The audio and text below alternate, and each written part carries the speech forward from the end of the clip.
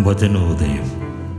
മത്തായിയുടെ വിശുദ്ധ സുവിശേഷം അദ്ധ്യായം 17, 10 മുതൽ 13 വരെയുള്ള തിരുവചനങ്ങൾ. ശിഷ്യന്മാർ അവനോട് ചോദിച്ചു, ആദ്യം ഏലിയ വരണമെന്ന് നിയമജ്ഞർ പറയുന്നത് എന്തുകൊണ്ട്? അവൻ പറഞ്ഞു, ഏലിയ വന്ന് എല്ലാം പുനഃസ്ഥാപിക്കുക തന്നെ ചെയ്യും. എന്നാൽ ഞാൻ നിങ്ങളോട് പറയുന്നു, ഏലിയ വന്നു കഴിഞ്ഞു, എങ്കിലും അവർ അവനെ മനസ്സിലാക്കിയില്ല. തങ്ങൾക്കിഷ്ടമുള്ളതെല്ലാം അവർ അവനോട് ചെയ്തു. അതുപോലെ മനുഷ്യപുത്രനും അവരിൽ നിന്ന് പീഡകളേൽക്കാൻ പോകുന്നു. സ്നാപക യോഹന്നാനെ പറ്റിയാണ് അവൻ തങ്ങളോട് സംസാരിച്ചതെന്ന് അപ്പോൾ ശിഷ്യന്മാർക്ക് മനസ്സിലായി. വചന വിചിന്തനം.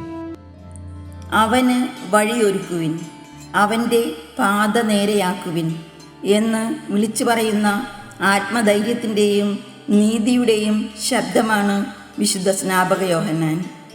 ലോകത്തിന് ക്രിസ്തുവിനെ ചൂണ്ടിക്കാണിക്കേണ്ട ചൂണ്ടുപലകയായിരുന്നു സ്നാപകൻ. സ്നാപകൻ്റെ ഭാഗ്യവും അതുതന്നെയായിരുന്നു. കാരണം തൻ്റെ ജീവിതത്തിൻ്റെ ദൗത്യവും ലക്ഷ്യവും എന്താണെന്ന് അവന് പൂർണ്ണ ബോധ്യമുണ്ടായിരുന്നു. എന്നാൽ ഒരിടത്ത് പോലും സ്നാപകൻ തൻ്റെ പേര് ഉച്ചരിച്ചില്ല.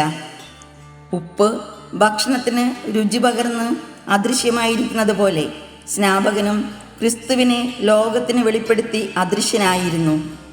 ക്രിസ്തുവിനെ വെളിപ്പെടുത്തുക എന്ന ദൗത്യവുമായി സ്നാപകൻ വന്നു.